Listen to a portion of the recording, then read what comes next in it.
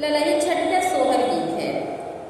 भादव कनितिया धियरिया लल, ई छठी के दिनवा लल, ई छठी के दिनवा हई हो बहिनी ढकुली पकड़ सीतारो वै मानहि अना बिलखै मानहि बना बिलखै हो बहिनी ढकुली पकड़ी सीतारो वै मानहि बना बिलखै मानहि बना बिलखै हो।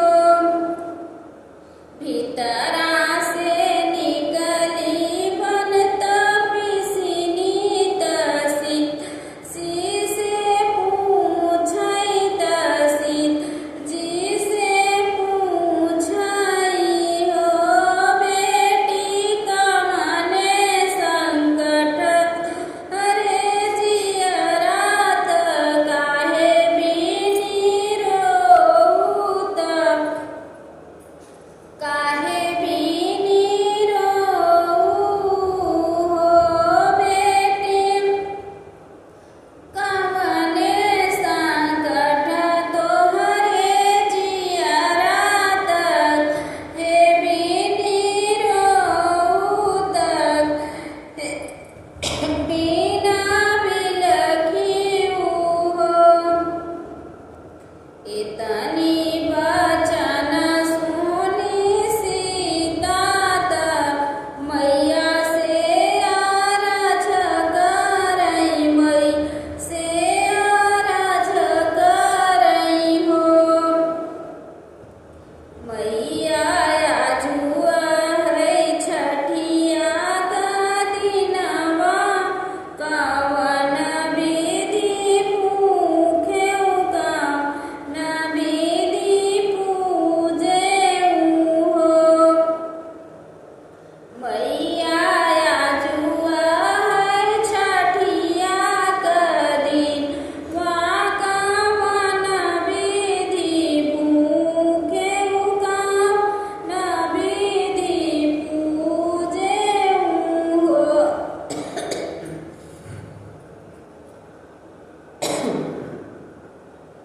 के नामोरा सगरा खानई है त घाट बाँधई है त घाट बाँधई हई हो। मैया के नामोरा दही महुआ लई है त कुश आगड़ई है त कुशवा गड़ई हई हो। आजु जऊ होते लक्ष्मण देवर संग राखानवते त घाट बाँधवते त घाट बाँधवते नी हो।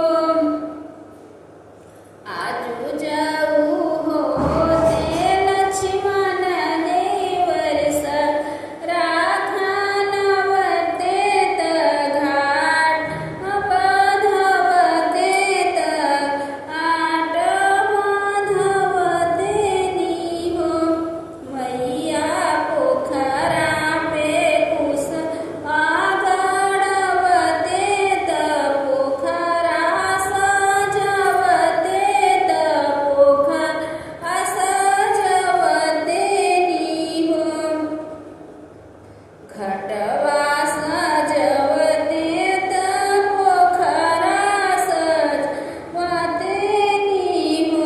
आजु जे होती कौशल्या रानी अंगना लिपावती त हटिया से पियरी मगवती त पियरी रंगवती त पियरी रंग गवती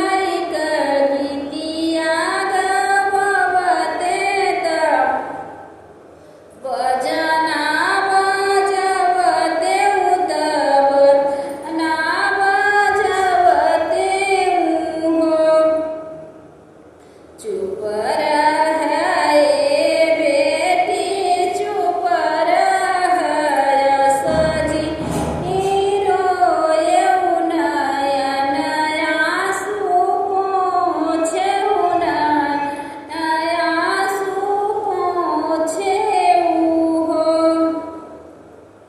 चुप रह बेटी चुप रह सजनी रोय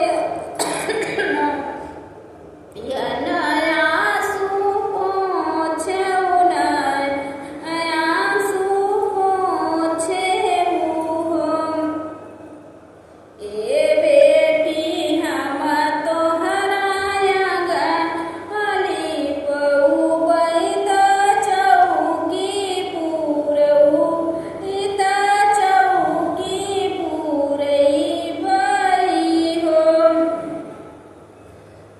कड़वाना नगर के नौवत हाली बेरी आएउ त हाली बेरी आएउ हो नौवर गरी रग पीसे हरदी त सीता छठी आई है त ललन छठी आई हो नौवर गरी रग पीसे हरदी त सीता छठी आई है ललन छठी आई हो बहिनी निहुरे गाठी डालैत मैया के मन आमैत मैया के मन आवै हो मैया भर मुख देयु आशीष अमर रहे ललनायम रहे ललनाई हो। गीत पसंद